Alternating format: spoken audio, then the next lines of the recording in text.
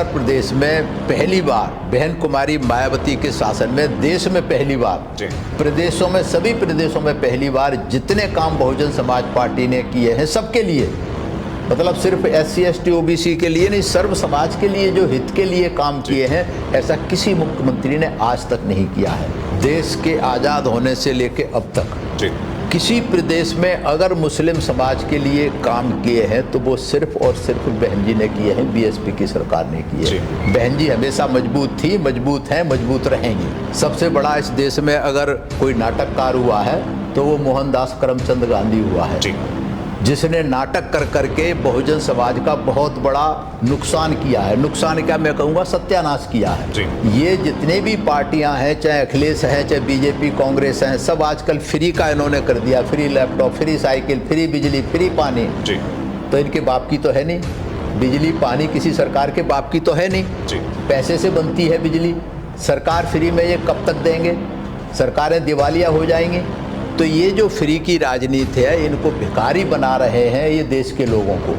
नमस्कार साथियों, मेरा नाम है सुरेंद्र सिंह और आप देख रहे हैं SM न्यूज। आज हम लोग SM न्यूज के माध्यम से पॉडकास्ट की पहली सीरीज को रिकॉर्ड कर रहे हैं। तमाम लोगों के हमें फोन आ रहे थे कि एक ऐसी चर्चा करें जिस पे हम लोग समझ सकें मिशन मूवमेंट क्या होता है, अम्बेडकरवाद की जो विचारधारा होती है वह कैसी होती है और तमाम लोग क्या कहते हैं। तो आज हमारे साथ बड़े बुद्धिजीवी व्यक्ति हैं, वीरेंद्र सिंह नाम है, डॉक्टर वीरेंद्र सिंह है। सर स्वागत है आपका पहले तो हमारे चैनल में। जी बहुत बहुत साधुवाद आपका। जय भीम। सभी दर्शकों को भी मेरा जय भीम, जय भारत। और मैं आपको बता दूं कि वीरेंद्र सिंह जी वैसे तो किसी नाम तारीफ के मोहताज नहीं है। 1990 से लगातार काम कर रहे हैं मिशन मूवमेंट के लिए। आप समझिए क्या है मिशन मूवमेंट, और हम खुद ही पहले वीरेंद्र जी से हम लोग जानेंगे। सर मैं चाहूँगा कम शब्दों में आप अपना परिचय दीजिए। मेरा नाम डॉक्टर वीरेंद्र सिंह है और मैं दिल्ली में 1988 में आया था। जब ही से मैं मिशन मूवमेंट के काम में लगा हुआ हूँ और 1990 से मैं एकदम एक्टिवली आ गया था, खास करके बाम सेब के माध्यम से, और मैं तब से लेकर अब तक इसमें लगा हुआ हूँ। जी डॉक्टर वीरेंद्र सिंह के बारे में मैं आपको बता देता हूं कि उनका छोटा सा परिचय तो बहुत छोटा हो जाएगा कि इतना लंबा परिचय है कि वह परिचय बहुत लंबा हो जाएगा। चर्चा को हम लोग जारी रखेंगे, लेकिन आप लोगों को यह वीडियो थोड़ा ड्यूरेशन लंबा होगा, पेशेंस रखना है। लेकिन मैं आपको यकीन दिलाता हूं कि इस वीडियो के माध्यम से आप बहुत सारे सवालों के जवाबों को पा पाएंगे। यानी कि जितने भी जहन के अंदर आपके सवाल रहते हैं कि ऐसा क्यों होता है, किंतु परंतु जैसे सवालों का जवाब आपको मिलेगा कि बसपा कहाँ पर मजबूत हो रही है, BSP की तमाम हम लोग बात करेंगे। BSP के अलावा भी अम्बेडकरवाद पे भी बात करेंगे और बहुत सारे मिशन मूवमेंट को खत्म कर रहे हैं। क्या है मिशन मूवमेंट? सबसे पहले हम इसी सवाल से शुरुआत करेंगे। वीरेंद्र जी, सबसे पहला सीधा सवाल आपसे यही रहेगा कि मिशन मूवमेंट लोग तमाम लोग बोलते हैं, आखिरकार ये मिशन है क्या, वह हमारे दर्शकों को बताएं। देखिए इसकी परिभाषा बहुत बड़ी है जी, और बहुत समय चाहिए मिशन को समझने समझाने के लिए जी। लेकिन अगर हम मिशन की बात करें तो ज़्यादातर लोग कहते हैं कि मिशन क्या है, कि बाबा साहब का मिशन अधूरा, कांसीराम करेंगे पूरा, बहन जी करेंगी पूरा, कोई कहता है हम सब मिलकर करेंगे पूजा पूरा। तो हमें अगर हम बाबा साहब के मिशन की बात करें तो जो नारा लगाते हैं शायद उसमें से 90% लोग ये नहीं जानते कि बाबा साहब का मिशन था क्या, वो कहाँ तक पहुँचा, कहाँ तक ले जाना था। तो अगर हम उस मिशन की बात करें तो बाबा साहब का मिशन था वन मैन वन वैल्यू, कि भारत में हर व्यक्ति की बराबर कीमत होनी चाहिए, सामाजिक, राजनीतिक, आर्थिक हर स्तर पे। लेकिन वो नहीं है। बाबा साहब इस मिशन को पूरी जिंदगी संघर्ष करने के बाद ले पहुंचा पाए थे वन मैन वन वोट, कि प्रत्येक व्यक्ति का एक वोट का अधिकार बाबा साहब ने दिलाया था। तो एक वोट से बाबा साहब ने अधिकार का, और वन मैन वन वैल्यू तक ये अधूरा काम है जिसको साहब कांसीराम ने पूरा करने की कोशिश की और बहुत हद तक उसमें सफल हुए। आज बहन जी उसी काम को कर रही हैं, समता मूलक समाज बनाने। तो जो समता मूलक समाज बनाना है वही हमारा मिशन है, वही होना चाहिए जी। वीरेंद्र जी, तमाम मिशन की बात कर रहे हैं, बाबा साहब डॉक्टर BR अम्बेडकर के फोटो को तमाम लोग इस्तेमाल कर रहे हैं। यूं कहें कि मान्यवर काशीराम साहब ने भी बसपा का निर्माण करा और उसके बाद जी जो है काशीराम साहब के फोटो को, चिन्हों को लोग आज इस्तेमाल कर रहे हैं और वो कहते हैं कि हम लोग इस मिशन मूवमेंट को पूरा करेंगे। तमाम पार्टियां संगठन बाबा साहब के साथ काम कर रही हैं, बाबा साहब के मिशन पे काम कर रही हैं, चाहे वो कांग्रेस हो, चाहे वो बीजेपी हो, जितनी भी पार्टियां हैं सब बाबा साहब का इस्तेमाल कर रही हैं। लेकिन आपने बीएसपी को ही क्यों चुना? बीएसपी में ऐसा क्या है, वह हमारे दर्शकों को बताएं। बात यह है, आपने कहा सभी पार्टियां बाबा साहब के मिशन पे काम कर रही हैं। जी। ये कोई पार्टी बाबा साहब के मिशन पे काम नहीं कर रही, बाबा साहब का नाम भुनाने का काम कर रहे हैं कि कोई नीली शर्ट पहन रहा है, कोई बाबा साहब का फोटो लेकर, कोई संविधान लेकर के घूम रहे हैं जो पिछले चुनाव में हुआ। तो उन्हें बाबा साहब के मिशन से कोई लेना देना नहीं है। उनका पर्पस सिर्फ इतना है कि बाबा साहब का फ़ोटो दिखा करके, संविधान का फ़ोटो दिखा करके इन बहुजन समाज के लोगों को गुमराह करके इनका वोट लूट लिया जाए, सिर्फ इस काम में लगे हुए हैं। अगर सही माने में काम कर रही है तो वो केवल और केवल बहुजन समाज पार्टी है जो बाबा साहब अम्बेडकर और महापुरुषों की विचारधारा पे काम कर रही है। विचारधारा क्या है, फर्क क्या है दूसरी पार्टियों में और बहुजन समाज पार्टी में? क्योंकि बाकी सारी पार्टियां बीएसपी को छोड़ के सभी पार्टियां सामाजिक न्याय की बात करती हैं।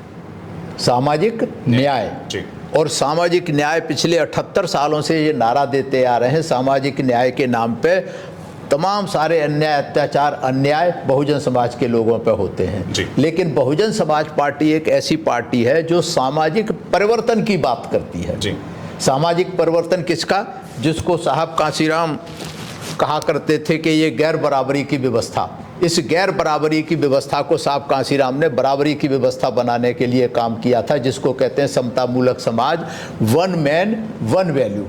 इसके लिए केवल बीएसपी काम कर रही है और कोई भी पार्टी इस पे काम नहीं कर रही। जी, आपका रुझान क्यों रहा बसपा की तरफ, जबकि तमाम पार्टियों के अंदर आपको अच्छे ओहदे मिल सकते हैं, आप कैडराइज व्यक्ति हैं, मिशन मूवमेंट को बदलने की पूरी ताकत लगते हैं, लोगों की मानसिकता को भी बदलने की, क्योंकि मैंने भी आपको मंचों पे सुना है तो काफ़ी ज़्यादा आपके एग्रेसिव भाषण होते हैं, बहुत अच्छी स्पीचेज होती हैं, आप लगातार कैडर भी लेते रहते हैं, तो तमाम पार्टी संगठन के प्रलोभन भी आपके पास आए होंगे और वो पैसा धन बल भी आपको देते होंगे, लेकिन क्या ऐसा है जो बसपा आपको कुछ नहीं देती है फिर भी आप बसपा में लगे रहते हैं? लड़ाई है विचारों की। विचारों की और विचारधारा की।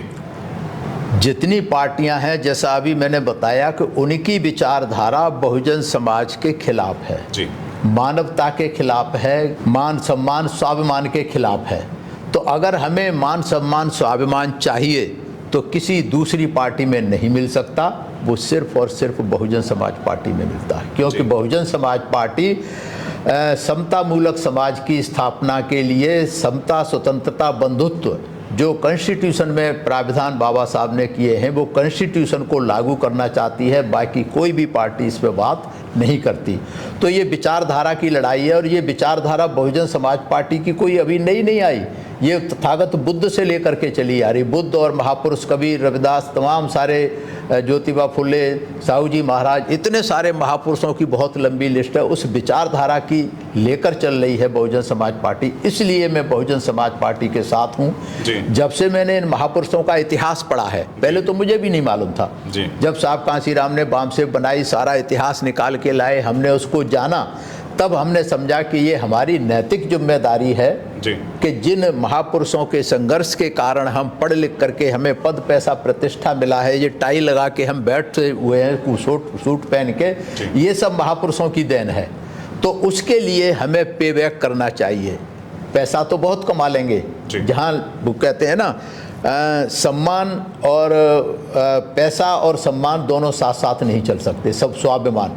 अगर आप स्वाभिमान से जिएंगे तो आपको पैसे की कोई वैल्यू नहीं है। इसलिए हमने मान सम्मान स्वाभिमान पढ़ा है, महापुरुषों से सीखा है। बाबा साहब ने अपने 4 बच्चे कुर्बान कर दिए इस स्वाभिमान की लड़ाई के लिए। उनके पास तो करोड़ों पैसे मिल जाते, वो नहीं बिके। साहब कांशीराम को भी बहुत ऑफर आए थे, राष्ट्रपति बनाने का भी ऑफर आया था और बहुत सारे ऑफर, बहन जी के पास तमाम ऑफर आते हैं। तो क्यों नहीं बिक रहे ये लोग?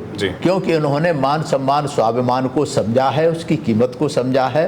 तो हमने भी थोड़ा बहुत जो कांसीराम साहब के देखा है, मैंने साहब को काम करते हुए, बहन जी को देख रहे हैं, तो ये हमारी नैतिक जिम्मेदारी है कि हम उस मान सम्मान स्वाभिमान की लड़ाई में अपना सहयोग करें जितना कर सकते हैं। तो वो मैं कर रहा हूँ जी। मैं बता दूं कि सर आपके लिए मैं छोटे से सवाल लिख कर लाया था, जो तमाम दर्शकों ने भी कहा था कि अगर आप वीरेंद्र जी से आप मुलाकात करें तो ये सवाल जरूर आप लिखें। बड़े छोटे छोटे सवाल हैं, मैं चाहूँगा कि आप उनका छोटे छोटे ही जवाब दें। कांग्रेस के उदित राज ने एक बयान दिया था और बहन जी का गला घोटने जैसा, जिससे तमाम बहुजन समाज के लोग भावनाएं आहत हुई थी। आप इस बयान को किस नज़र से देखते हैं? क्या वाकई में बहन जी की राजनीति को ख़त्म कर देना चाहिए? क्या कहना चाहेंगे सर? देखो, ये हैं साइकिक लोग जी। साइकिक लोग समझते हैं जी।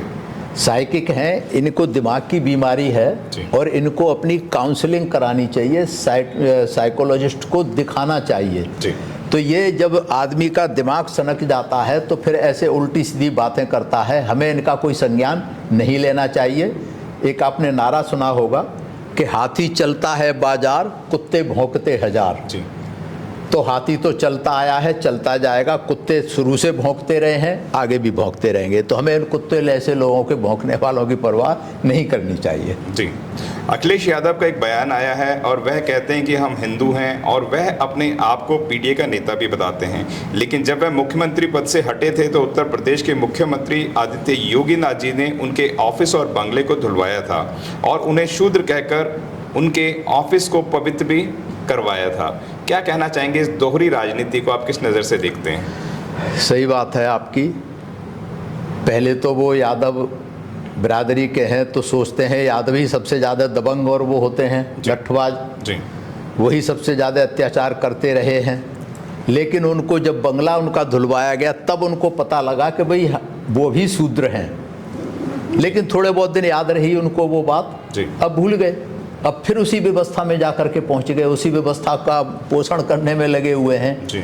जो पीडीए बनाया था, पीडीए का कोई नेता नहीं था, ये सिर्फ जुमलेबाजी थी जी। और आप देखें पीडीए पहले बना, बनते ही अब सब टूट गया, सब अलग अलग हो गए। तो काहे का पीडीए? ये सिर्फ बहुजन समाज के लोगों को गुमराह करने के लिए बनाया था ताकि बीजेपी सत्ता में बनी रहे जी। और वो सत्ता में आ गई पीडीए के बना करके जी। अखिलेश यादव मान्यवर काशीराम साहब की जयंती भी बनाते हैं और वहाँ पे पुष्प भी चढ़ाते हैं, लेकिन अखिलेश यादव बहुत सारे इतिहास को ख़त्म करने का भी कार्य करते हैं। इस राजनीति को क्या कहना चाहेंगे? ये सब गुमराह करने की राजनीति है, बहुजन समाज के गुमराह करने की, क्योंकि बहुजन समाज के लोग इतने भोले भाले हैं कि जिसने बाबा साहब का फोटो उठा लिया उसके पीछे लग गए। पीछे केजरीवाल ने ऑफिस में बाबा साहब का सिर्फ फोटो लगवा दिया था, सब केजरीवाल के पीछे लग गए जी। कांसीराम का फोटो लगा करके जो आज की मॉडर्न पीटीए वो कांसीराम साहब के नाम से गुमराह हो जाती है। तो इनको जो है हमारे बहुजन समाज के लोगों को पता है कि ये भोले भाले लोग हैं, किसी में भी गुमराह हो जाते हैं, वो कर रहे हैं जी। अदरवाइज इनको बाबा साहब से, कांसीराम से कोई लेना देना नहीं है। ये धुर विरोधी हैं और धुर विरोधी रहेंगे। पीडीए का नारा देते हैं, कहते हैं कि बहुजनों के लिए बहुत सारे क्रांति काम मैंने करे हैं। अखिलेश यादव क्या कहेंगे? हाँ, किए हैं, बहुत सारे बहुजनों के लिए काम किए हैं। मेरे पास अगर चाहें तो लिस्ट है, लेकिन बहुत बड़ी लिस्ट है वो। कोई बात नहीं, बिल्कुल ज़रूरी है क्योंकि ये इन्फॉर्मेशन लंबी भी है। मैंने आपको बताया है कि वीडियो आप शुरू से अंत तक ज़रूर देखें, वीडियो को ब्रेक ना करें। आप अगर गाड़ी चला रहे हैं तो भी आप ऑडियो सुन सकते हैं, वीडियो चला सकते हैं, और घर के अंदर अगर कोई कार्य कर रहे हैं तो भी आप वीडियो को देख सकते हैं, क्योंकि बहुजन क्रांति एक आंदोलन है और इसको मिशन मूवमेंट पे कार्य करना, और क्या मिशन मूवमेंट है और तमाम सवालों पे हम लोग चर्चा कर रहे हैं। आप इस वीडियो को लाइक भी करें और चैनल को सब्सक्राइब नहीं करा है तो वह भी करें, और वीडियो को ज़्यादा से ज़्यादा शेयर करें और शुरू से अंत तक अवश्य बने रहें। उसका कारण है कि यह वीडियो आपके वैचारिक क्रांति को कहीं ज़्यादा बदल के रखने वाला है। जी सर। ये मेरे पास बहुत बड़ी लिस्ट है जी, जो इन्होंने बहुजन समाज के लिए काम किए जी, बड़े तारीफ योग काम किए जी। कौन से हैं? सबसे पहले SC ST का सरकारी ठेकों में आरक्षण खत्म किया, जो बहन जी की सरकार ने किया था। जो पदोन्नति में आरक्षण बिल पार्लियामेंट में सपा के लोगों ने, अखिलेश के लोगों ने फाड़ा था, फड़वाया गया था। SC ST के लिए बहुत सारे छात्रों को विदेश में पढ़ाई के लिए बहन जी ने योजना बनाई थी, उसको ख़त्म करने का काम किया। SC/ST के हर ज़िले में बहन जी ने हॉस्टल बनाए थे SC/ST के लिए, उनमें 30% सवर्णों का भी आरक्षण अखिलेश यादव ने किया। जितने महापुरुषों के नाम पे ज़िले रखे गए थे और स्कूलों के नाम वो सब बदल करके इन्होंने बदल दिए थे। वो बहुत बड़ी लिस्ट है, उसमें नहीं जाना चाहता। छत्रपति साहू जी मेडिकल कॉलेज का नाम बदल कर किंग जॉर्ज मेडिकल किया। कांसीराम कृषि विश्वविद्यालय बांदा का नाम बदलकर मौलाना के नाम पर किया, जो कांसीराम का फोटो लगाते हैं। हाई कोर्ट के निर्णय की आड़ में आया था अनुसूचित जाति जनजाति के, उन्होंने कई लाख कर्मचारियों को 3 स्टेप नीचे किया था। जो एक्सियन थे उनको जेई बना दिया था। ये काम देश में पहली बार अखिलेश की सरकार ने किया था, जबकि ये सुप्रीम कोर्ट का फैसला था, पूरे देश पे लागू होता था, लेकिन पूरे देश पे लागू ना करके इन्होंने उत्तर प्रदेश में सबसे पहले लागू किया था। अनुसूचित जाति जनजाति के छात्रों को जो पढ़ाई में कॉलेजों में फीस नहीं लगती थी, उसको इन्होंने ख़त्म किया। फीस देनी पड़ती है, पहले नहीं देनी पड़ती थी, जब साथ में स्कॉलरशिप मिलता था। अनुसूचित जातियों के क्षेत्र में जो सरकार देती थी 7%, उसको उन्होंने बंद किया। अल्पसंख्यक वर्ग को छोड़कर सभी वर्गों की कक्षा 1 से 8 तक की छात्रवृत्ति खत्म करने का काम, जो बहन जी ने 1 से लेकर के छात्रवृत्ति दी थी, वो सब खत्म कर दी इन्होंने। कांसीराम साहब का अरबी फारसी विश्वविद्यालय का नाम बदलने का काम किया। सरकारी भूमि में आवंटन में SC/ST को मिलने वाली प्राथमिकता को खत्म किया। SC/ST की भूमि खरीद को लेकर जो बहन जी ने रोक लगाई थी कि कोई जनरल का नहीं ले सकता, उसको खत्म कर दिया। SC/ST की जमीन कोई भी ले सकता है। OBC की 17 जातियों को बिना SC कोटा बनाए SC में शामिल करने की कई बार असफल कोशिश की, लेकिन वो न इधर के रहे ना उधर के रहे। ऐसे बहुत सारे काम जो अखिलेश यादव की सरकार ने किए। और सबसे बड़ा और ख़तरनाक काम किया कि जब BSP की सरकार थी, तो BSP की सरकार ने 211 की सरकार हुआ करती थी, एब्सोल्यूट मेजॉरिटी की बीजेपी की।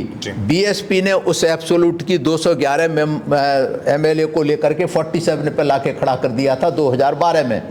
लेकिन अखिलेश यादव ने 2012 से लेकर के 17 के पीरियड में बीजेपी को 311 सीटें दिलवाई। तो वो बीजेपी की बी टीम क्या, बल्कि बीजेपी की रिश्तेदार बन गए, जिन्होंने 47 से लेकर 311 पे पहुंचाया। तो ये सबसे जो बहुजन समाज के खिलाफ काम किया कि बीजेपी को मजबूत करने का श्रेय अगर जाता है तो सिर्फ अखिलेश यादव को जाता है। जो उनकी बी टीम, क्या बी टीम से भी कोई बढ़िया टीम हो सकती है, वो है, आज भी है जी। लेकिन लगातार तो बसपा के ऊपर आरोप लगते हैं कि बसपा जो है वह बीजेपी के इशारे पे काम कर रही है, और बहन जी बीजेपी की बी टीम है, बसपा बीजेपी की बी टीम है। और तमाम कांग्रेस भी यही कहती है, और राहुल गांधी भी यही कहते हैं, अखिलेश यादव भी यही कहते हैं, और तमाम पार्टी संगठन भी यही कहते हैं। क्या कहेंगे आखिरकार बीजेपी की बी टीम कौन है? तमाम दर्शक देख रहे हैं, क्या कहना चाहेंगे? बीजेपी की सबसे अगर बड़ी टीम की बात करें तो PDA है जी। वैसे तो PDO खत्म हो गया अस्तित्व, लेकिन अगर है तो PDA में जितनी भी पार्टियां शामिल हैं वो सब बीजेपी की बी टीम है जी। बहन जी बीजेपी की बी टीम नहीं है। और इतिहास जो मैंने अभी बताया, अगर बहन जी बीजेपी की बी टीम होती तो 211 सीट जिसकी थी बीजेपी की 1991 में बहुजन समाज पार्टी से गठबंधन के बाद उसे 47 सीट पे ला दिया था। तो बी टीम होती तो बहन जी उसको सरकार बनवा देती, क्यों नहीं बनवाई? बी टीम तो सबसे ज़्यादा तो यूपी की अगर बात करें तो अखिलेश यादव है, जिसने 47 से लेकर 312 सीटें बीजेपी को दिलवाई 2017 में। तो बी टीम तो अखिलेश यादव हुआ ना जी। तो इसलिए बहन जी पर जो आरोप लगाते हैं, अभी बताऊंगा आगे, आप सवाल पूछेंगे, तो ये सब नैरेटिव बनाया जा रहा है ताकि जो बहुजन समाज के वोट हैं वो BSP से अलग हो जाएं। इसके लिए नैरेटिव बहुत सारे चल रहे हैं, उसमें से एक ये भी नैरेटिव है जी। क्या कारण है कि आपको बहुजन और दलित पत्रकार कहने वाले भी जो बसपा के लोग हैं वह भी बसपा की बात नहीं दिखाते हैं? जो अपने आप को बोलते हैं कि हम दलित पत्रकार हैं, बहुजन पत्रकार हैं, लेकिन वो बसपा की बात नहीं दिखाते हैं, और तमाम जितने भी पार्टियां हैं उनकी जय जयकार ज़्यादा करते हैं। सर, बाबा साहब ने जब वो 1932 में पूना पैक्ट हुआ था जी, तो उस समय जब पत्रकारों ने बाबा साहब से पूछा कि बाबा साहब आपकी प्रतिक्रिया क्या है, तो बाबा साहब ने कहा था कि गांधी एंड कंपनी ने हमारे समाज के साथ बहुत बुरा किया है। और आज के बाद इस समाज में नेता नहीं, चमचे, गुलाम, गद्दार, औजार और पिट्ठू, ऐसे 4-5 शब्द बाबा साहब ने इस्तेमाल किए थे।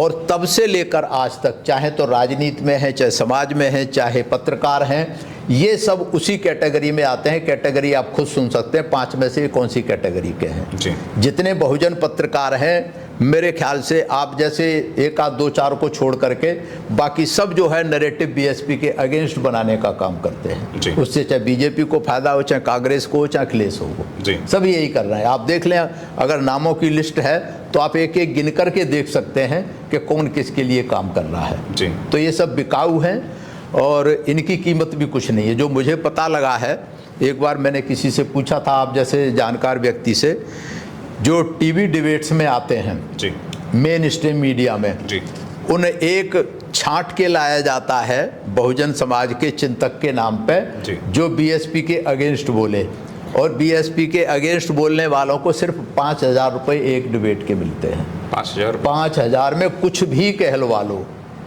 तो ये सस्ते और बिकाऊ लोग हैं, इससे सस्ते कौन हो सकते हैं। मेरे पास तो नहीं आया कोई आज तक जी बुलाने के लिए कि भाई आप आ जाओ डिबेट में, क्योंकि उन्हें मालूम है कि भाई ये बीएसपी के फेवर में बोलेंगे जी। तो ऐसे बहुत सारे गुलाम गद्दार समाज में घूम रहे हैं, पढ़े लिखे भी हैं, अनपढ़ भी, सब तरह। आपने पढ़े लिखे की बात करी तो तमाम जितने प्रोफेसर हैं, इंजीनियर हैं, वकील हैं, वह भी कहते हैं कि बसपा में दम खम नहीं है। बहन जी अब राजनीति बूढ़ी हो गई है, क्या कहना चाहेंगे? ये जिनको आप पढ़े लिखे कह रहे हैं, इनको मैं तथाकथित बुद्धिजीवी कहता हूँ, सो कॉल्ड इंटेलेक्चुअल्स। ये सही माने में इंटेलेक्चुअल है नहीं, अपने आप को समझते हैं जी। और एक बहुत ही समझदार व्यक्ति हैं, वो भी प्रोफेसर रहे हैं, प्रिंसिपल हैं अभी कहीं।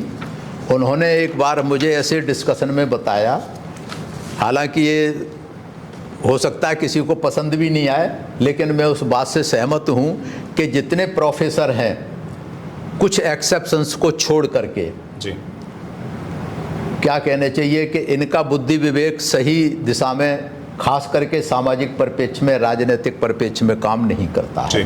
वो गिने चुने हैं, आप भी जानते होंगे, मैं लिस्ट भी दे सकता हूँ कि कौन सही है कौन नहीं है। और आधे तो प्रोफेसर है ही नहीं इसमें जी। कोई असिस्टेंट प्रोफेसर है, कोई एसोसिएट प्रोफेसर है, कोई नकली प्रोफेसर है, कोई क्या बोलते हैं ये ठेके वाले उस पर प्रोफेसर हैं। तो ये आधे क्या, मेरे ख्याल से 90% तो प्रोफेसर है ही नहीं जो अपने आप को कहते हैं। तो ये बुद्धिजीवी जिनको कहते हैं, इन्होंने हमेशा, बाबा साहब ने, आपको पता है, 18 मार्च 1956 को आगरा में कहा था, इन पढ़े लिखे लोगों से दुखी होकर कि इन पढ़े लिखे लोगों ने मुझे धोखा दिया है। ये सिर्फ नौकरी पा करके अपने और अपने बच्चों के पेट पालने में लगे हुए हैं। पेट तो सूअर भी पाल लेता है। और इन्होंने बाबा साहब को धोखा दिया, साहब कांसीराम को भी धोखा दिया। आपको ध्यान होगा 1986 में बामसेप जो बनाई थी साहब कांसीराम ने, 1986 ने राजीव गांधी और उनकी कांग्रेस ने मिलकर के 110 पढ़े लिखे तैयार लोगों को बामसेप से खरीद लिया था, तोड़ लिया था जी।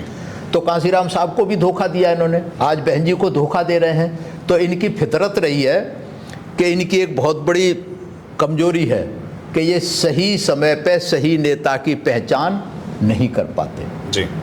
करते क्या हैं ये कि जब तक बाबा साहब जिंदा रहे, बाबा साहब की इन्होंने बात को नहीं माना। जब बाबा साहब चले गए, बाबा साहब की फ़ोटो लगा दी, इस पर बढ़िया सी माला डाल दी, बोले ये आदमी तो बहुत बढ़िया था। ये कांसीराम खराब है, ये मिशन से भटक गया। जब कांसीराम साहब भी चले गए तो बराबर में साहब कांसीराम की भी फ़ोटो टांग दी, बोले ये आदमी तो बहुत बढ़िया था, बाबा साहब के मिशन का काम किया। लेकिन ये मायावती खराब है, ये मिशन से भटक गई है। और मैं 100% क्या 200% गारंटी से कह सकता हूँ आपको, सभी दर्शकों को, कि जिस दिन बहन जी चली जाएंगी, ये तथाकथित पढ़े लिखे लोग बहन जी की फ़ोटो भी लगा लेंगे, बोलो ये तो देवी थी। लेकिन आज जो आनंद है या कोई सा भी होगा कि भाई ये मिशन से भटक गया है, तो इनकी फितरत रही है। इन पे मुझे तो विश्वास है नहीं। और सबसे ज़्यादा अगर बहुजन समाज का नुकसान कर रहे हैं, बहुजन समाज पार्टी का नुकसान कर रहे हैं, तो ये तथाकथित पढ़े लिखे बुद्धिजीवी लोग ही कर रहे हैं। यहाँ पे मैं सीधा नाम लेकर बात करूंगा, लक्ष्मण यादव की बात करूंगा। लक्ष्मण यादव लगातार देश के अंदर भ्रमण करते हैं, अपना पोर्टल भी चलाते हैं, वहाँ से अम्बेडकरवाद की आवाज़ को उठाने का कार्य करते हैं, लेकिन ओबीसी समाज के अंदर जाके वह अम्बेडकरवाद बनाने की बात नहीं करते हैं। जितने भी अम्बेडकरवादी दलित चिंतक हैं उनके अंदर जाते हैं, उनके आयोजनों में जाते हैं और वहाँ पे अम्बेडकरवाद को बार बार चिल्ला के बताने का काम करते हैं। क्या कहेंगे, किस नज़र से आप देखते हैं इस तरीके की विचारधारा को? एक्चुअली क्या है, अखिलेश यादव के बहुत नज़दीकी भी माने जाते हैं। हाँ, जैसा अखिलेश यादव के साथ हुआ जी, जब उनके घर को इनको टोटी चोर भी कहा गया था अखिलेश यादव को, आपको ध्यान होगा कि वो सरकारी घर में से ये बाथरूम नल की टोटियां ले आए थे, तब उनको एहसास हुआ कि मैं तो शूद्र हूँ। लक्ष्मण यादव के साथ भी वही हुआ, जब वो प्रोफेसर थे तब तो बहुत बढ़िया थे, जब इनको लात मार के प्रोफेसर से हटा दिया गया तब इनको याद आई, कह रहे तुम तो शूद्र हो, तो इसकी वजह से निकाल दिया गया। तब से लेकर ये कर रहे हैं। और इनका क्या है ना, मैं बताऊं, ये सब एक व्यवस्था के तहत काम कर रहे हैं। ये सब व्यवस्था के तहत काम कर रहे हैं कि इन बहुजन समाज के लोगों को गुमराह किया जाए, चाहे यादव हों, चाहे कुर्मी हों, चाहे ठाकुर हों, चाहे कोई भी हों, जितने तथाकथित अम्बेडकरवादी हैं, ये सब बहुजन समाज को गुमराह करने का काम कर रहे हैं। और अपने समाज में इनको कोई पूछता नहीं है। बात यह है, जाए तो तब जब इनको कोई पूछे, कोई बुलाए, लेकिन ये बहुजन समाज के लोग इतने भोले भाले हैं, जिसने बाबा साहब का नाम ले दिया ना, उसको तुरंत बुला करके चीफ गेस्ट बना देंगे। ये नकली अम्बेडकरवादी है, इसको कहते हैं छद्म अम्बेडकरवादी, कि अम्बेडकरवाद के सहारा लेकर के, अम्बेडकर साहब का सहारा लेकर के, कांसीराम साहब का सहारा लेकर के ये बहुजन समाज के लोगों को गुमराह करने में लगे हुए हैं। इसके लिए इनकी कीमत मिलती है। जी, 2027 के चुनाव बहुत नज़दीक हैं, कहाँ देखते हैं आप बसपा को? जिस तरीके से बसपा का डाउनफॉल होता चला गया है, तो 2027 के अंदर क्या डाउन जाएगा, अप जाएगा, या क्या कहना चाहेंगे? देखो, डाउनफॉल के बहुत से कारण हैं, वो विस्तार से कभी बताऊंगा, अभी टाइम आपके पास है नहीं। जी। डाउनफॉल जहाँ तक है, तो जो मैं बता रहा हूँ, आपने पूछा, पढ़े लिखे लोगों का इसमें बहुत अहम रोल है। अगर ये तथाकथित हमारे पढ़े लिखे बुद्धिजीवी बहुजन समाज के अगर ये सही नैरेटिव बनाने लगे, अभी से सही बात करने लगे, अगर सही बात नहीं कर सकते तो कम से कम चुप रहें, ये न्यूट्रल रहें, ये जो खिलाफ में जहर उगल रहे हैं उसको उगलना बंद कर दें, तो बहुजन समाज पार्टी उत्तर प्रदेश में 2027 में बिल्कुल मुख्यमंत्री दोबारा बहन जी बन सकती हैं। इसमें कहीं कोई वो नहीं। जो आज के हालात चल रहे हैं, आप देख रहे हैं योगी जी की सरकार चल रही है, उससे त्रस्त हैं। आज के सुप्रीम कोर्ट ने कहा है, आज के पेपर में है, मैंने नवभारत में पढ़ाया है, सुप्रीम कोर्ट के जज ने कहा है कि उत्तर प्रदेश में कानून व्यवस्था नाम की कोई चीज नहीं रही। ये मैं नहीं कह रहा, सुप्रीम कोर्ट कह रहा है, और वो सबको नजर आ रहा है। तो इससे लोग सब त्रस्त हैं और बाकी पार्टियों का कोई वजूद है नहीं। तो इसलिए अच्छा, दूसरा, मुस्लिम की भी अब समझ में आ रहा है कि उन्होंने अखिलेश यादव पीडीए को वोट किया, फिर भी नहीं बीजेपी को बचा पाए। तो अगर मुस्लिम और ये साथ आ जाएंगे तो निश्चित रूप से बहुजन समाज पार्टी की सरकार बनेगी, ऐसा मेरा पूरा विश्वास है। जी, आपने मुस्लिमों की बात करी, तो क्या लगता है कि 2027 के अंदर पुनः वापसी करेगा? क्योंकि 2007 में वो पहले भी बहन जी की 4 बार सरकार बना चुका है, और दलित मुस्लिम फैक्टर जो है वो बहुत मजबूत है उत्तर प्रदेश के अंदर। अगर ये दो समीकरण भी आपस में मर्ज हो जाएं तो सरकार बना सकती हैं बहन जी। तो क्या लगता है कि 2027 के अंदर पुनः वापसी करेगा मुस्लिम वोटर बीएसपी के साथ? क्योंकि वह बड़ा समझदार है, वो कहता है कि जो बीजेपी को हराएगा हम उसके साथ नजर आएंगे। क्या कहेंगे सर? देखिए, अभी मैं एक न्यूज़ चैनल पे सुन रहा था, एक मुस्लिम पत्रकार हैं जी, उन्होंने बहुत बढ़िया एनालिसिस दिया है कि मुस्लिम जो वोट देता है वो बीजेपी को हराने के लिए देता है जी।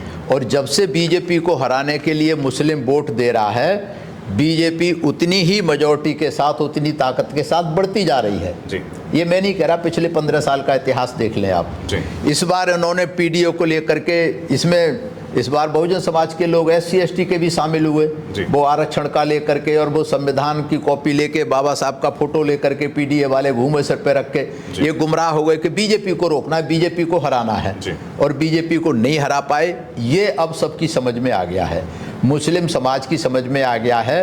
अगर हम 2027 में SC ST और OBC के लोग, मुस्लिम लोग, अगर ये BSP को जिताने के लिए काम करेंगे तो निश्चित रूप से जीतेगी। मेरे पास आंकड़ा है यूपी में 25 जिले ऐसे हैं जिसमें 40 से लेकर के 62% सिर्फ एससी और मुस्लिम की आबादी है। 35 जिले ऐसे हैं जिसमें 30 से लेकर 40% एससी और मुस्लिम की आबादी है। 7 जिले ऐसे हैं जिसमें 25 से लेकर 30% जो है मुस्लिम और एसपी के। सिर्फ 2 जिले ऐसे हैं जिसमें 23 से 24% है। मतलब आप सोच लीजिए, इतने जिलों में अगर हमारी केवल दलित और मुस्लिम साथ आ जाए, एससी और मुस्लिम साथ आ जाए, तो ये इतनी सारी की सारी सीटें जीती जा सकती हैं। ये आंकड़ा है, लेकिन ये गुमराह हो जाते हैं लास्ट मिनट पे जा करके कि बीजेपी को हराना है, बीजेपी को हराना है। वो नैरेटिव अब समझ में आ गया है और इस बात को बहुत सारे जो मुस्लिम यूट्यूबर्स हैं जो चैनल चला रहे हैं वो इस बात को बता रहे हैं, तो उनकी समझ में आएगी निश्चित रूप से, ऐसा मेरा मानना है। जी, मुस्लिम वोटर ये भी कहते हैं कि बहन जी के शासनकाल में हमें कुछ नहीं मिला है, तो क्या ऐसा करा है बहन जी ने? क्या वाकई में मुस्लिम समाज के लिए कुछ करा है, नहीं करा है, वह हम आपसे जानेंगे। देखो, देश के आज़ाद होने से लेके अब तक जी, किसी प्रदेश में अगर मुस्लिम समाज के लिए काम किए हैं तो वो सिर्फ और सिर्फ बहन जी ने किए हैं, बीएसपी की सरकार ने किए हैं। और वो शुरुआत हो गई थी जब पहली सरकार बनी थी 4 महीने की, 3 बार बीजेपी के समर्थन से सरकार बनी थी। उस समय से ही मुस्लिम समाज के लिए उन्होंने ऐतिहासिक काम किए थे। मेरे पास बहुत बड़ी लिस्ट है, अब मेरे पास अभी इस वक्त है नहीं मौजूद में, लेकिन ये दुष्प्रचार किया जाता है कि मुस्लिमों के लिए कुछ नहीं किया। ये अल्पसंख्यक अभी जो बिल आया है वक्फ बोर्ड का, बहन जी ने सबसे पहले वक्फ बोर्ड को और मुस्लिम पर्सनल लॉ और इनके मदरसे जितने भी थे सबको बहन जी ने सहायता दी थी। और मुस्लिम्स के नाम पे इन्होंने, बहन जी ने एक यूनिवर्सिटी भी बनाई थी। और मुस्लिम समाज के जो बच्चे पढ़ते हैं इसको कोई ओबीसी का, एससी का सर्टिफिकेट नहीं देता था। मंडल कमीशन में इनको ओबीसी का दर्जा दिया गया था। मुस्लिम बहुत सारी जातियों को किसी प्रदेश में कोई सर्टिफिकेट नहीं बना रहा था। सबसे पहले बहन जी ने शुरुआत की थी, ओबीसी मुस्लिम के सर्टिफिकेट बनाए, उनको एजुकेशन में, नौकरी में फ़ायदा मिला। जी, तो ये सब दुष्प्रचार है कि मुस्लिम के लिए कुछ नहीं किया। सबसे ज़्यादा अगर काम किए हैं तो बहन कुमारी मायावती ने किए पूरे देश में अब तक की हिस्ट्री में देखेंगे तो। जी, अगली बार देखेंगे तो मैं पूरी लिस्ट आपको बता दूंगा। जी बिल्कुल, हम लोग इस चर्चा को दोबारा अगर आप लोग बोलेंगे तो हम लोग कंटिन्यू इसको दोबारा सेकंड एपिसोड भी साहब के साथ बैठ के एक बार जरूर रिकॉर्ड करेंगे। सर, तमाम न्यूज़ चैनल ये कहते हैं कि बहन जी को इस वक्त संन्यास ले लेना चाहिए,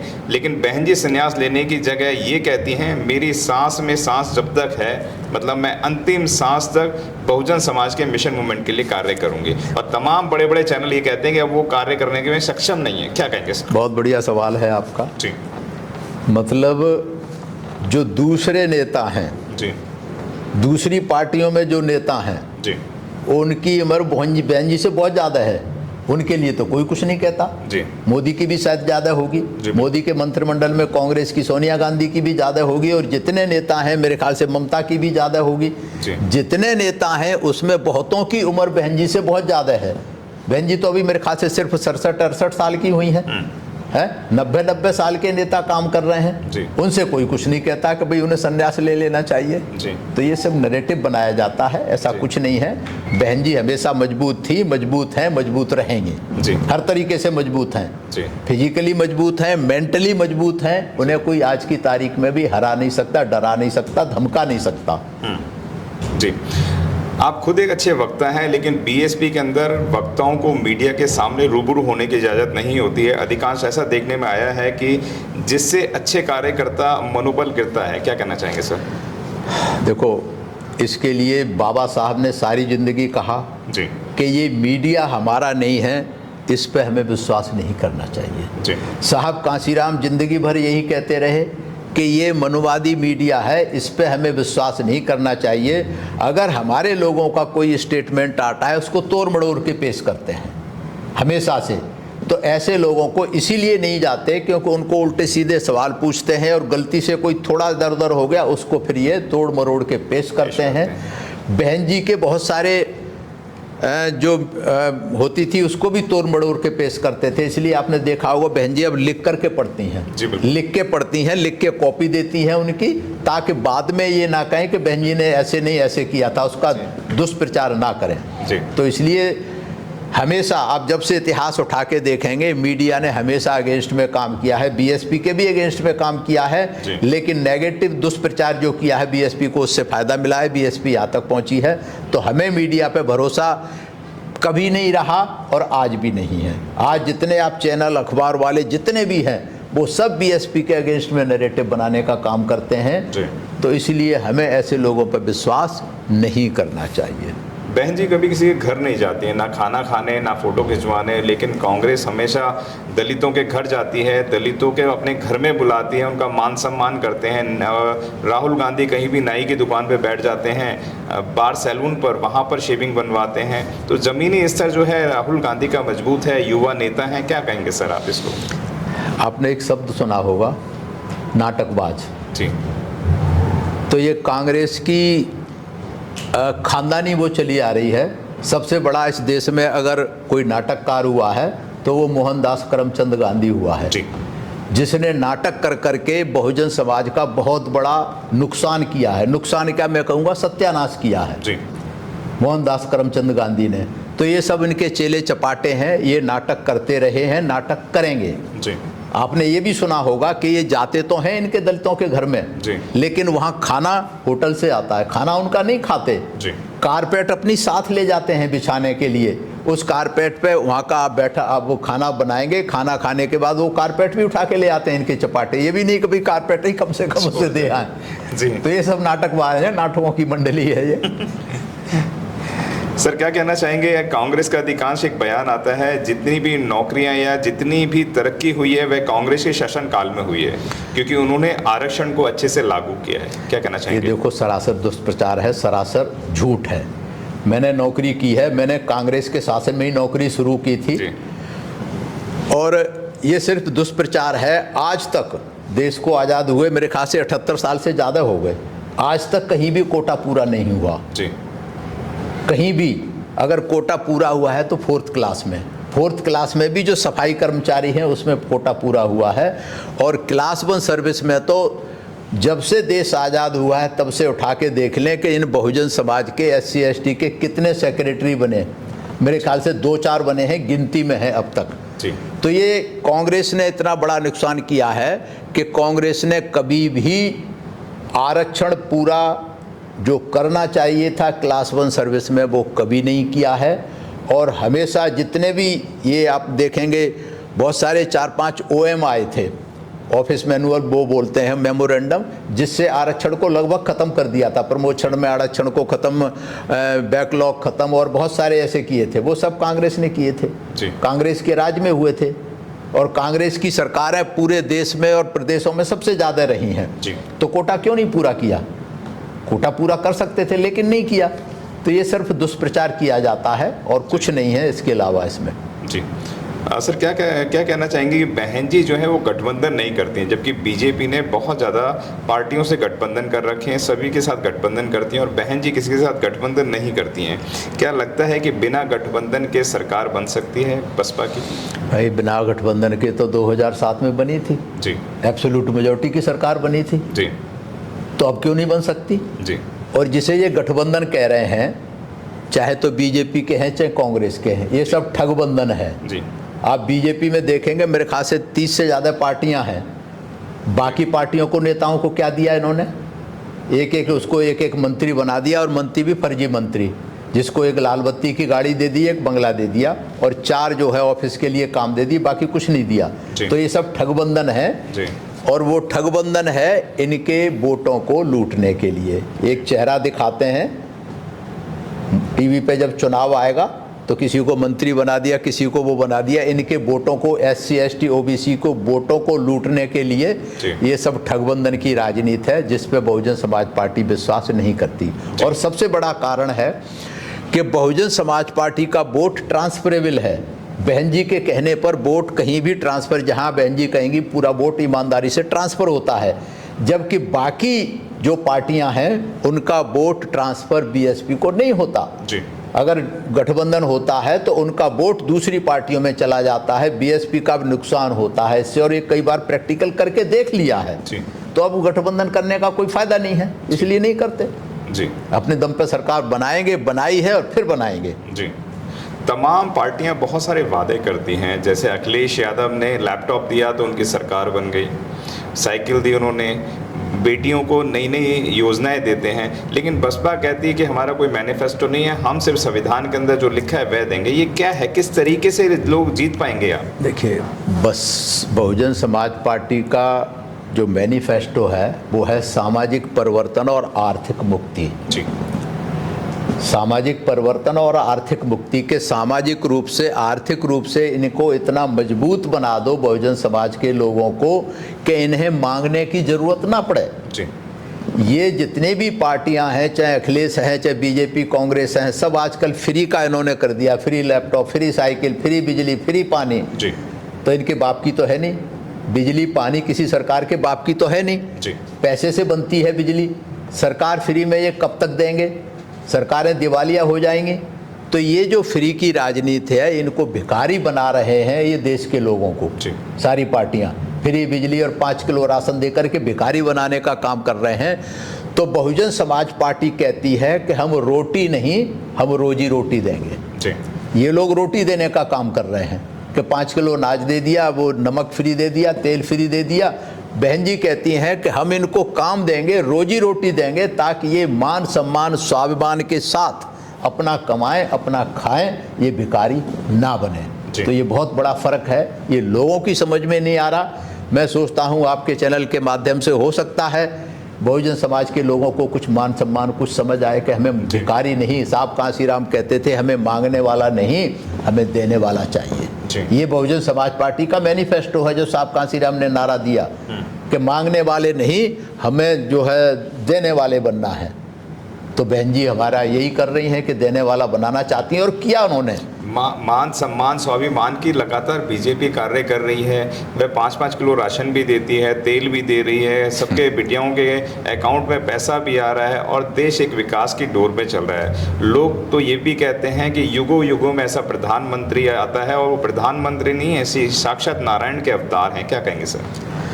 देखो, कहने वाले तो कुछ भी कहेंगे, उनकी मर्जी है, उनका नैरेटिव है, बनाते हैं, उनके लोग समझदार हैं। जी। मैं तो ये कहूँगा उनके फॉलोअर, उनके लोग समझदार हैं कि उनकी गलत नीतियों को भी सही करके पेश करने की कोशिश करते हैं। लेकिन बहुजन समाज के लोग या तो कहें गुमराह हैं, या कहें क्या शब्द उनके लिए कहें, कि उनको समझ नहीं आती कि भाई ये किस तरीके से देश को गुमराह कर रहे हैं। तमाम सारी पॉलिसी इतनी आ रही हैं, लेकिन समझ नहीं आती। बहन जी ने कितने काम किए, 15-15 बीघे के फ्री पट्टे दिए थे बहुजन समाज के लोगों को, भूमिहीन लोगों को फ्री पट्टे 15-15 बीघे के। जिसको 15 बीघे जमीन मिल जाएगी, मान सम्मान स्वाभिमान से वो रहेगा, या जिसको 5 किलो अनाज दे रहा है, 5 किलो अनाज दे करके भिखारी बनाने का काम किया है, इसमें मान सम्मान की क्या बात है? ये तो घोर अपमान है, अपमान करने का काम कर रही हैं सारी पार्टियां। तो ये मान सम्मान शब्द तो इनके लिए यूज करना बिल्कुल बेमानी है। ये सब अपमान करने का काम कर रहे हैं बहुजन समाज के लोगों का। बीएसपी में एक भाईचारा कमेटी बनने लग रही है, और भाईचारा के अंदर लगातार लोग बात कर रहे हैं। बहन जी जो है वो भाईचारा कमेटी बना रही है, और बहन जी कहती हैं यूथ और बूथ को जोड़िए, इस तरीके की बहन जी बात करती हैं। क्या कहना चाहेंगे? जो पदाधिकारी है वह क्या ज़मीनी स्तर पर अमली जामा पहना पाएंगे इसको, और पहनाते नहीं है वो? देखो, ये क्या है, ये भी एक दुष्प्रचार है मीडिया का कि बहन जी अब बना रही है भाईचारा कमेटी। अब नहीं, मैं जब से बहुजन समाज पार्टी में वाम सेफ में काम कर रहा हूँ, ये हमेशा से बनती रही हैं। भाईचारा कमेटियाँ हमेशा से बनती रही हैं, और विधानसभा स्तर क्या बूथ स्तर तक बनती रही हैं। मैंने खुद बनाई हैं। तो ये सब दुष्प्रचार है कि भाई अब बना रही हैं, शुरू से बनती रही हैं। और 2007 में जो एब्सोल्यूट मेजॉरिटी की सरकार बनी थी, वो भाईचारा कमेटी के कारण ही बनी थी कि आपस में सबने भाईचारा बनाया था। ब्राह्मण बनिया, और ये बहुजन समाज के लोग, ओबीसी के लोग, मुस्लिम लोग, और पूरे उसमें एक सिस्टम है। बहन जी बताती हैं कि भाई जो पद हैं विधानसभा में, जिले में या प्रदेश में, उसमें कौन से पद पे कौन रहेगा, हर का बनाती हैं। तो हमेशा बनती रही हैं, तो आज भी बन रही है, कोई नई बात नहीं है ये। जी। तमाम लोग ये भी कहते हैं कि बसपा की जो राजनीति है अपने पुराने ठर्रे से चल रही है। क्या आपको लगता है कि इसके अंदर एक बड़े बदलाव की आवश्यकता है? पुराना ढर्रा, अब ये लोग क्या कहते हैं, मेरे हिसाब से तो उनको ना तो पुराने ढर्रे का पता है जी। जो लोग कहते हैं कि भाई पुराना ढर्रा क्या था, उनसे पूछा जाए भी पुराना ढर्रा क्या था जी। नया ढर्रा क्या होना चाहिए। तो ऐसा नहीं है, बहुजन समाज पार्टी की एक विचारधारा है और उस विचारधारा के तहत संगठन बनता है, काम करते हैं। और नए यूथ भी आप देखेंगे, अगर सोशल मीडिया पे देखेंगे तो बहुत सारे यूथ भी जुड़े हुए हैं, तमाम सारे बहुजन समाज पार्टी के नाम पे। उनमें एक एक ग्रुप में कई कई हजार लोग जुड़े हुए हैं, 1 करोड़ बसपा समर्थकों का ग्रुप, इस तरीके के नाम हैं। और वो सारे जो आईटी सेल का काम करते हैं, जिसको कहते हैं आईटी सेल, कि दूसरी पार्टियां तो करोड़ों रुपए खर्च करके उस आईटी सेल को बनाते हैं क्योंकि उनके पास धन्ना सेठों का पैसा है। बहुजन समाज पार्टी के पास इतना पैसा नहीं है।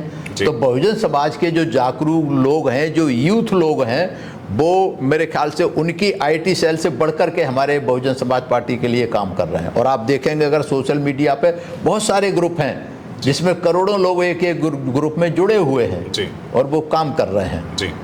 तो बहुजन समाज पार्टी हमेशा समय के हिसाब से काम करती रही है, समय के हिसाब से बदलाव लाती रही है। और बहन जी ने एक नारा भी दिया है, आज से नहीं काफ़ी दिन से, कि संगठन में 50% यूथ को होना चाहिए जी। और वो यूथों को लगाया जा रहा है 50% काम करने के लिए। बहन जी के पुराने मुख्यमंत्री काल के जितने भी जनता के लिए किए हैं, खास तौर पर बहुजन समाज के प्राणियों के लिए, उन युवा वर्ग को वह कार्य पता भी नहीं है। जब बहन जी का शासनकाल था तब वो पैदा हुए थे या छोटे थे, तो बहन जी का शासनकाल पता भी नहीं है। क्या लगता है कि अगर ये है कार्य बहन जी के जनता तक पहुंचेंगे, युवाओं तक पहुंचेंगे, तो क्या बसपा मजबूत हो पाएगी? बिल्कुल सही बात है आपकी। और मेरे ख्याल से उत्तर प्रदेश में पहली बार बहन कुमारी मायावती के शासन में, देश में पहली बार, प्रदेशों में, सभी प्रदेशों में पहली बार जितने काम बहुजन समाज पार्टी ने किए हैं सबके लिए, मतलब सिर्फ SC ST OBC के लिए नहीं, सर्व समाज के लिए जो हित के लिए काम किए हैं, ऐसा किसी मुख्यमंत्री ने आज तक नहीं किया है जी। लेकिन ये मैं तो विडम्बना ही कहूँगा कि हमारे नेता हैं या हमारे बुद्धिजीवी हैं या हमारे आप जैसे यूट्यूबर चैनल्स हैं, इन बातों को नहीं पहुंचा पा रहे। अगर इनकी लिस्ट को, मेरे पास तो अभी है, लिस्ट है, बहुत लंबी लिस्ट है जी। सरकार की जिम्मेदारी होती है शिक्षा, स्वास्थ्य और सुरक्षा जी। ये 3 चीज़ें सरकार की सबसे ज़्यादा जिम्मेदारी होती है जी। और शिक्षा के क्षेत्र में अगर काम किया है किसी प्रदेश में तो सबसे ज़्यादा बहन जी ने स्कूल, कॉलेज, यूनिवर्सिटी खुलवाए, मेडिकल कॉलेज खुलवाए। स्वास्थ्य की बात करें तो हर जिले में हॉस्पिटल बनाए और देश में पहली बार मोबाइल हॉस्पिटल बनाए थे बहन जी की सरकार। मोबाइल हॉस्पिटल मतलब एक पूरी बस होती थी, बस में डॉक्टर जाते थे, गांव-गांव जाते थे, जो गांव के लोग अस्पतालों में नहीं जाते वहाँ जाते थे, ज़रूरत होती थी उनको लेके आते थे। और सुरक्षा के नाम पे ये पूरा देश, क्या पूरी दुनिया जानती है कि सुरक्षा, लॉ एंड ऑर्डर के नाम पे मेरे ख्याल से बहन जी का जैसा शासनकाल रहा है, न पहले किसी मुख्यमंत्री का रहा, न आज उसके बाद किसी मुख्यमंत्री का रहा है। तो जो काम किए हैं वो ऐतिहासिक काम किए हैं, जिसको हम लोग बता नहीं पा रहे। तो ये हमारी कमजोरी है, मेरे जैसे पढ़े लिखे लोगों की कमजोरी है, मैं ये मानूंगा। तमाम युवा वर्ग इस वक्त चंद्रशेखर के साथ भी खड़ा हुआ नजर आता है। इस राजनीति को आप किस नज़र से देखते हैं? कौन सा चंद्रशेखर की बात कर रहे हैं? सांसद जो है नगीना से। अच्छा, नगीना से। चंद्रशेखर तो बहुत है ना उनके देश में। चंद्रशेखर रावण। तो ये सब पैदा किए लोग हैं जी। और जब से चंद्रशेखर आए हैं तब से आपने देखा होगा हजारों लोग जेलों में गए, हजारों लोगों के खिलाफ मुकदमे लिखे गए जो आज भी चल रहे हैं, और बहुत सारे लोग अभी भी जेल में जिनकी जमानतें नहीं हुई। तमाम जहाँ जहाँ भी उन्होंने किए, ठुकाई पिटाई हुई, पथराव हुए, जेलों में बंद किए गए। तो ये नेता वेता कुछ नहीं है। और जो युवा वर्ग है जितना भी है वो गुमराह है इनके पीछे। अब उनको जब समझ आ रहा है कि बहुजन समाज पार्टी के इतिहास में कभी किसी पे कोई मुकदमे एक आध को छोड़ करके दर्ज नहीं हुए, कभी किसी पे मारपीट कभी नहीं हुई, क्योंकि बहुजन समाज पार्टी बाबा साहब के बताए हुए लोकतांत्रिक रास्ते पे चल के काम कर रही है। ये जो लोग हैं जितने भी हैं, चंद्रशेखर जैसे और भी बहुत सारे लोग हैं, ये भड़काऊ भाषण देते हैं, उत्तेजित करके लोगों को, युवाओं को पिटवाने का काम करते हैं। तो ये असंवैधानिक, गैर कानूनी काम कर रहे हैं और इनकी जड़ें बहुत मजबूत नहीं है। इनको मीडिया ने पैदा किया है, किया गया है और किया जा रहा है। तो इनका कोई बहुत ज़्यादा फर्क नहीं है, थोड़ा बहुत रहता है, लेकिन इन पे बहुत देर तक लोगों का विश्वास नहीं रहता और उठ गया है। मैं देखता हूँ सोशल मीडिया पे बहुत सारे इनके पदाधिकारी बीएसपी में आ रहे हैं छोड़ छोड़ के, कि उनकी समझ में आ रही है अब जी, तो इनका कोई अस्तित्व तो नहीं है जी। चंद्रशेखर रावण जो है वो ये भी कहते हैं कि मैं बहन जी को प्रधानमंत्री बनते हुए देखना चाहता हूँ। लगातार इस तरीके के बयानबाजी आते रहते हैं, क्या कहना चाहेंगे सर? ये इनसे दिलवाए जाते हैं जी, इनका अपना कोई बयान नहीं होता। ये भी बहुजन समाज के लोगों को गुमराह करने के लिए देते हैं कि देखो ये तो बहुजन समाज पार्टी का हितैषी है जी। तो युवा इसी बात से गुमराह हो जाता है कि ये तो बहुजन समाज पार्टी का हितैषी है, भी बहन जी का हितैषी है, लेकिन बहन जी इसको नहीं ले रही जी।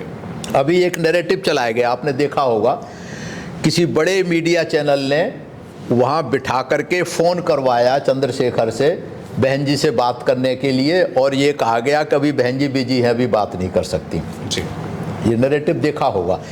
लेकिन फ़ोन करके हमने यहाँ मिलाया, अब मैं यहाँ से बहन जी को मिला रहा हूँ या सुरेंद्र जी को मिला रहा हूँ, किसको पता, कौन वेरीफाई कर रहा है? हेलो किया, हाँ जी हम बहन जी से मिलना चाहते हैं। ये बनवे बात है, इसको मीडिया ने कितना प्रचारित किया कि भाई चंद्रशेखर तो मिलना चाहता है लेकिन बहन जी नहीं मिल रही उससे। तो ये सब दुष्प्रचार हैं और कुछ नहीं है।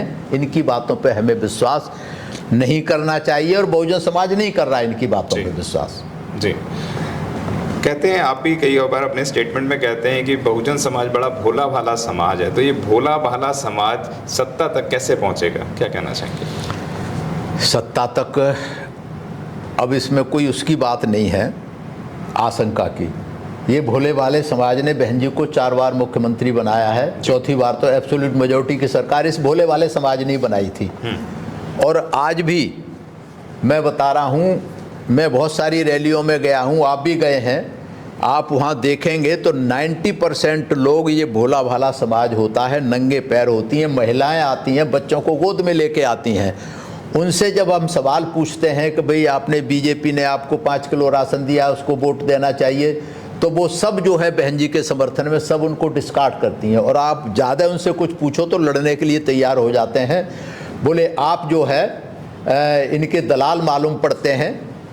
तो ऐसा नहीं है, जो भोला भाला समाज है मैं जानता हूँ वो ज़्यादा समझदार है, लेकिन गुमराह वो थोड़ा सा हो जाता है, गुमराह हो जाता है कभी कभी।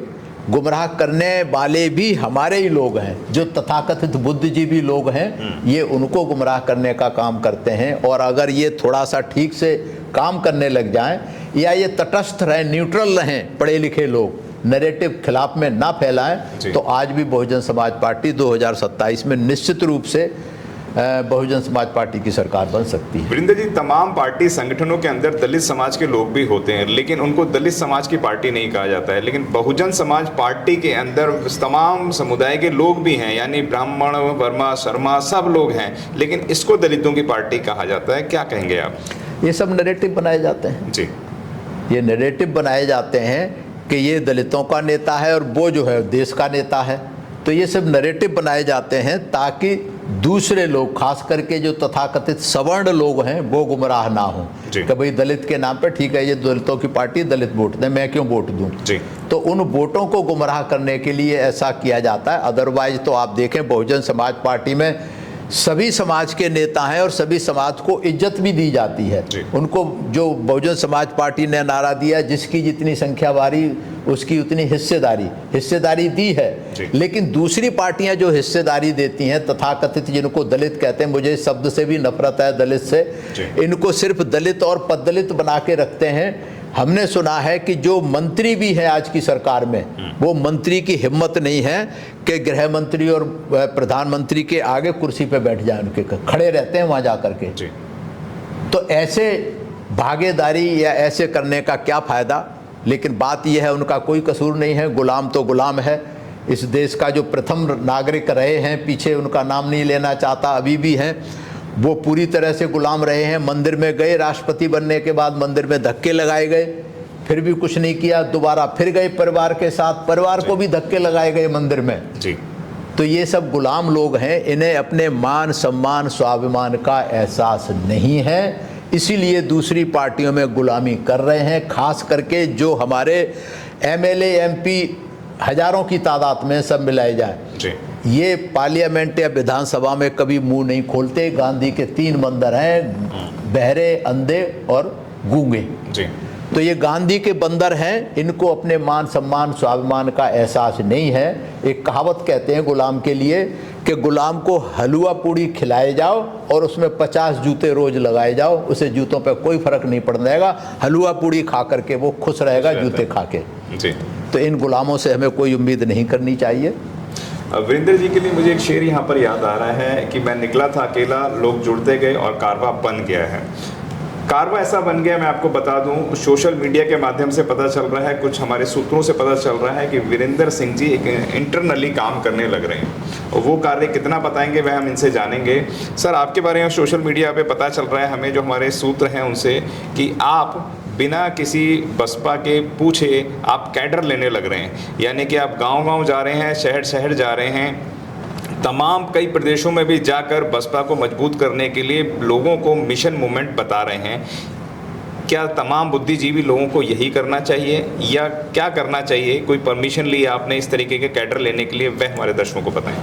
देखो, बात यह है कि हमारे तथाकथित बुद्धिजीवी सोशल मीडिया पे या कहीं भी आप जैसे चैनलों के माध्यम से या कहीं से भी 20 चीज़ें बताएंगे, बहन जी को ये करना चाहिए, बहन जी को ऐसे करना चाहिए, बहन जी को वैसे करना चाहिए।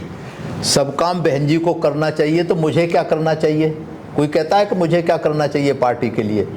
तो हमारे जैसे बहुत सारे लोग हैं बुद्धिजीवी पढ़े लिखे, जिनको बहुजन समाज पार्टी की विचारधारा समझ में आई है, जो मिशन मूवमेंट समझ में आया है, वो पहले भी कार्य करते रहे हैं, पार्टी में वाम शेप में रह के भी किया है, नहीं रह के भी किया है। और हमारे जैसे ऐसे सैकड़ों लोग हैं। मेरे पास कोई पार्टी का पद नहीं है, लेकिन ये हमारी नैतिक जिम्मेदारी है, हमारी मॉरल रेस्पॉन्सिबिलिटी है कि कांसीराम जैसे साहब ने अपना सर्वस्व समाज के लिए न्यौछावर कर दिया, बहन जी ने अपना परिवार नहीं बसाया, बाबा साहब डॉक्टर अंबेडकर ने तो अपने 4 बच्चे कुर्बान कर दिए थे, उनकी घरवाली भी अल्पाई में छोड़ के चली गई थी। तो फिर हमारी ये नैतिक जिम्मेवारी बनती है कि जो मिशन चल रहा है, जो राइट डायरेक्शन में मिशन चल रहा है बहुजन समाज पार्टी और बहन जी के नेतृत्व में, हमें उसके लिए काम करना चाहिए जितना हम कर सकते हैं। इसमें बहन जी से परमिशन लेने की या किसी काम को करने की जरूरत नहीं है। साहब कांसीराम जी, मैंने देखा है जब वो 12 नंबर कार्यालय में बहुत सारे लोग आते थे तथाकथित बुद्धिजीवी, कि उनको IAS हैं साहब, IPS हैं, 6 महीने 8 महीने रिटायरमेंट के रह गए, साहब के पास आते थे कि साहब हमें काम करना है। तो साहब कहते थे भाई काम करो। कोई रोका है? किसी ने रोका है? नहीं। तो काम करो साहब। कहाँ करें? अरे जहाँ आपको अच्छा लगे वहाँ करो। तो अब वो चाहते थे कि साहब बताएं, करें तो काम करें, साहब हमें राज्यसभा में भेज दें तब हम काम करें। तो काम करने के लिए तो कोई क्षेत्र में कोई पाबंदी कहीं नहीं है, किसी के लिए नहीं है। तो ये हमें अपनी नैतिक जिम्मेदारी समझ के करना चाहिए। हमारे जैसे बहुत सारे लोग हैं, उन्होंने ये शुरू किया है तो आगे करते रहेंगे। जी सर, ये कैडर होता क्या है? तमाम लोग जानना चाहते हैं, क्योंकि बहुत सारे लोग बोलते हैं कि हमने कैडर लिया है, हमने दिया है, और कैडर के बारे में कहा जाता है कि बंद कमरे में होता है। तो इसके अंदर किन किन बिंदुओं पर आप लोग फोकस करते हैं, वह हमारे दर्शकों को बताएं। देखो, अभी आपने कहा बंद कमरे में होता है, तो हम ये सारी चीज़ें तो आपको भी नहीं बता सकते कि बंद कमरे में क्या होता है। क्या प्रोटोकॉल होता है? थोड़ा सा जरूरी है वह। हाँ, वो जरूरी है, क्योंकि देखो जो विचारधारा है वो कहते हैं ना, राजनीति, रणनीति, कूटनीति, है ना, ये शब्द सुने होंगे। तो जो राजनीति कर रहे हैं वो सबको पता है कि भाई बीजेपी क्या कर रही है, बीएसपी कांग्रेस क्या कर रही है, लेकिन हमारी रणनीति क्या है वो अगर दूसरों को पता लग जाएगी तो सब फेल होगी। इसीलिए रणनीति हमारी सीक्रेट रहनी चाहिए, कूटनीति हमारी सीक्रेट रहनी चाहिए।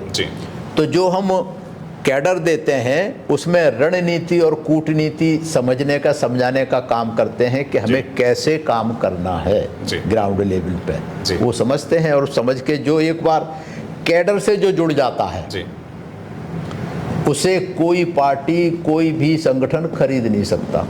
मेरा ऐसा मानना है, कुछ नालायक लोगों को छोड़ के। मैं अपनी बता रहा हूँ, मैंने साहब का तो मैं मौका नहीं मिला कैडर लेने का, लेकिन हमने साहब के जो तैयार किए हुए थे उन्हें हमने 1-2 कैडर लिए थे। बहन जी के कई बार हमने कैडर लिए।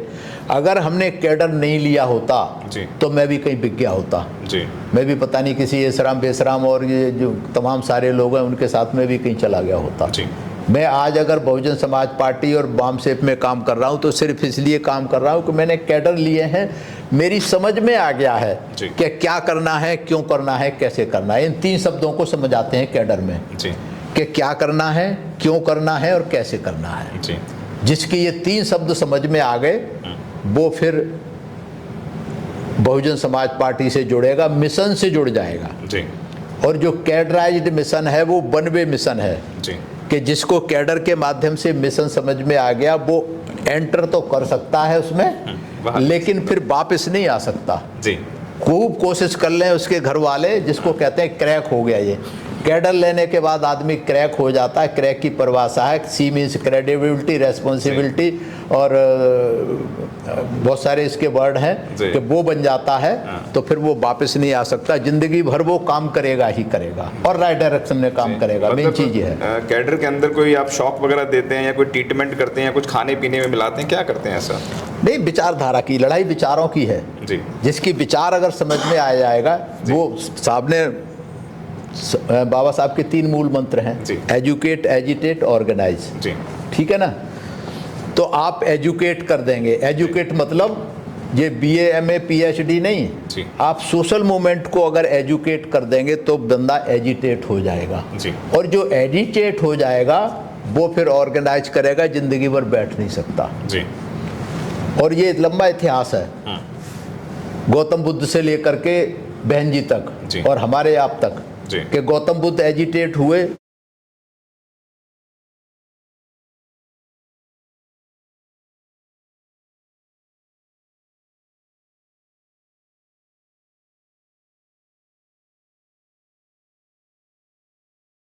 उस व्यवस्था को लेकर के उन्होंने घर छोड़ा, सारा कुछ किया और उन्होंने और लोगों को ऑर्गेनाइज किया। बुद्ध धर्म पूरी दुनिया में फैल गया। ज्योतिबा फुले एजिटेट हुए, उनके साथ एक घटना हुई, उसके बाद जिंदगी उन्होंने लगा दी जी। बाबा साहब तमाम जगह बार एजिटेट हुए, उनके साथ वो व्यवहार हुआ, उन्होंने सारी जिंदगी लगा दी। साहब कांसीराम ने बाबा साहब की एक किताब पढ़ी, एनिहिलेशन ऑफ कास्ट। एक किताब पढ़ करके वो एजिटेट हो गए और उन्होंने सारी जिंदगी लगा दी जी। बहन जी ने भी मिशन मूवमेंट समझा, कांसीराम साहब का साथ दिया, सारी जिंदगी लगा दी जी। तो ये जो काम है एजुकेट करने का, एजिटेट करने का, ऑर्गेनाइज करने का, ये कैडर में जो है बताए जाते हैं जी। क्या, क्यों और कैसे जी। वीरेंद्र जी, मैं ही कहना चाहता हूँ, देखिए जितने भी साथी हमें देख रहे हैं वह अगर चाहते हैं कि वीरेंद्र सिंह जी की अपनी एक पूरी टीम है जिसके अंदर DIG लोग हैं, IS हैं, IPS हैं, कमांडेंट हैं और बहुत सारे मिशनरी साथी भी हैं। आप समझिए कि वह लोग कैडर देते हैं, बड़ी सरल भाषा में देते हैं, बड़े अच्छे से देते हैं। मैंने खुद कैडर लिया है। आप समझिए कि अगर आप अपने यहाँ पर, अपने क्षेत्र में, अपने गांव में, अपनी जगह पर कोई भी कैडर लगवाना चाहते हैं तो आप दिए गए नंबर पे आप हमसे संपर्क कर सकते हैं। हम वीरेंद्र जी से कम्युनिकेशन आपका करवा देंगे। क्या लगता है कि अगर 2027 में बसपा की सरकार आती है तो बहुजन समाज के लोगों को क्या मिलेगा और क्या बहन जी देंगी, वह हमारे दर्शकों को पता? देखो, ये मैं सोचता हूँ बताने की जरूरत नहीं है जी। पिछले 4 बार मुख्यमंत्री काल की अगर आप इतिहास पढ़ लें, लिस्ट पढ़ लें तो सब समझ में आ जाएगा कि बहन जी ने अब तक क्या दिया है और क्या देंगी जी। खास करके जो सामाजिक परिवर्तन, जो लोग कहते हैं कि वो साहब कांसीराम ने बुद्ध धर्म क्यों नहीं अपनाया, बहन जी बुद्ध धर्म क्यों नहीं अपना रही जी। बहन जी ने पूरे उत्तर प्रदेश को बुद्धमय बनाया है। इतने बड़े बड़े जो स्मारक बनाए हैं, किसी भी नेता ने, मंत्री ने, मुख्यमंत्री ने, प्रधानमंत्री में देश में कहीं नहीं बनाए जो बहन जी ने बनाए। मान सम्मान स्वाभिमान के लिए बहन जी ने हर स्तर पर रिजर्वेशन का कोटा बहन जी ने पूरा किया, बैकलॉग बहन जी ने पूरा किया, सरकारी ठेकों में आरक्षण बहन जी ने किया, पढ़ाई में आरक्षण किया, कितने सारे medical college, engineering college, education के लिए हजारों प्राइमरी स्कूल बनाए, टीचर्स की भर्ती की, सफाई कर्मचारियों के देश में पहली बार 1,10,000 सफाई कर्मचारियों की एक बार में भर्ती की गई तो उत्तर प्रदेश में बहन जी ने की सफाई कर्मचारियों के लिए। तो ऐसे बहुत सारे, बहुत लंबी लिस्ट है, फिर कभी आपको बताएंगे। मेरे पास तो ये लिस्ट रखी हुई है, बहन जी ने क्या क्या काम किए हैं, ये बहुत लंबी लिस्ट है मेरे पास। तो अभी शॉर्ट टाइम में नहीं बताया जा सकता। तो साथियों, ये हमारा पॉडकास्ट का पहला एपिसोड था। आपको वीडियो कैसा लगता है आप हमें कमेंट बॉक्स में अवश्य लिखकर बताएं, और वीडियो में आप शुरू से अंत तक जुड़े रहे इसके लिए भी हम आपका धन्यवाद करेंगे। वीडियो अच्छा लगता है तो आप इसको ज़्यादा से ज़्यादा लोगों को शेयर करें ताकि मिशन मूवमेंट आगे बढ़ सके, क्योंकि बाबा साहब कहते थे कि मेरा कोई एक बच्चा नहीं है, मेरे 4 बच्चे नहीं हैं, मेरे सैकड़ों करोड़ों जो बच्चे हैं वह बहुजन समाज के लोग हैं, और उसके लिए लोग नौछावर हो गए। और अधिकांश वीरेंद्र सिंह जी एक बात बोलते हैं कि लोग अपने टीवी और बीवी में मस्त हो जाते हैं तो उनको अपने घर से बाहर, ये तीनों चीजें हम लोगों ने अपने तरीके से सेटल कर दिया है। तो पॉडकास्ट के और जो सीरीज के अंदर आप जुड़े रहे हम आपका धन्यवाद करते हैं। उनके बारे में भी सोचना चाहिए। मैं चलते चलते पेबैक को आप लोग आपके अच्छे से माध्यम जानते हैं कि टाइम SM न्यूज के माध्यम से सभी दर्शकों से निवेदन करना चाहूँगा कि वक्त को जिसने नहीं समझा उसे मिटना पड़ा है जी। वक्त को जिसने नहीं समझा उसे मिटना पड़ा है, बच गया तलवार से तो फूल से कटना पड़ा है जी। क्यों न कितनी ही बड़ी हो, क्यों न कितनी ही जटिल हो, हर नदी की राह से चट्टान को हटना पड़ा जी। है जगह इंसान तो अंधियारा मिटकर ही रहेगा, जल गया है दीप तो उजियारा होकर ही रहेगा। मैं सोचता हूँ आपने एक ये दीप जला दिया है, इसका असर पूरे देश में जाएगा और समझेंगे वक्त की ज़रूरत को हमारे बहुजन समाज के लोग आपके माध्यम से, तो ये चिंगारी पूरे देश में जाएगी, पूरे देश में उजाला होगा, ऐसा मेरा मानना है। सभी दर्शकों का बहुत बहुत धन्यवाद, SM न्यूज़ का बहुत बहुत धन्यवाद। Thank you. गौतम बुद्ध ने कहा था आपो दीपो भवो, यानी कि अपने दीपक स्वयं बने और दीपक से दीपक को जलाने का कार्य करें। यानी कि अगर आपको वीडियो अच्छा लगता है तो इसको ज़्यादा से ज़्यादा लोगों को भेजें, और आपने इस वीडियो को सुना और समझा इस पे कि हमें मिशन मूवमेंट पे क्या कार्य करना चाहिए, हमारी पार्टी कौन सी है, हमारा मिशन कौन सा है। और बाबा साहब डॉक्टर BR अम्बेडकर ने भी कहा था कि 1 पार्टी 1 बैनर 1 लीडर जिस दिन हो जाएगा उस दिन आप इस देश के शासक बन जाएंगे। और बाबा साहब की स्पीच नंबर 113 में ये लिखा भी हुआ है। अब आपको समझना है कि आप किसकी पार्टी बनवाना चाहते हैं। चुनाव बहुत नज़दीक है, आपको ये सोचना है कि अब हमें किस कार्य में काम करना है, क्योंकि बहन जी ने इतिहास रचने का काम किया। उन्होंने engineering college, degree college, medical college, आवास विकास योजनाएं, तमाम चीज़ें दी हैं इस उत्तर प्रदेश को, आप समझिए, और इतिहास रचने का कार्य कर रहा है। आप जब दलित प्रेरणा केंद्र पर जाते हैं तो लोग बड़े गौरवान्वित होते हैं। आप यकीन मानिए कि एक दिन के अंदर तो पूरा चक्कर भी नहीं घूम पाते हैं, इतना बड़ा इतिहास रचने का काम कर रहा है। और महापुरुष इसी तरीके से होते होंगे, मैंने किसी महापुरुष को नहीं देखा है, और काशीराम साहब के साथ मुझे कार्य करने का मौका मिला, ये मेरा सौभाग्य था। और बहन जी के लिए भी मैंने थोड़ा बहुत कार्य करा, ये भी मेरा सौभाग्य है। और आप सबके प्यार, आशीर्वाद, लाइक, शेयर, सब्सक्राइब के साथ हम लोग लगातार लोगों से बढ़कर मिलते रहते हैं। वीरेंद्र सिंह जैसे बुद्धिजीवी लोगों से मुलाकात करते रहते हैं। हम आपका भी धन्यवाद करेंगे जो आपने हमें समय दिया और हमसे मुलाकात करी। आपका भी बहुत बहुत धन्यवाद, सभी का धन्यवाद, थैंक यू। अगर आपने अभी तक हमारा चैनल सब्सक्राइब नहीं किया है तो सब्सक्राइब करें और घंटी का बटन बिल्कुल भी दबाना ना भूलें ताकि सभी लेटेस्ट खबरें पहुंच सकें आप पे सबसे पहले।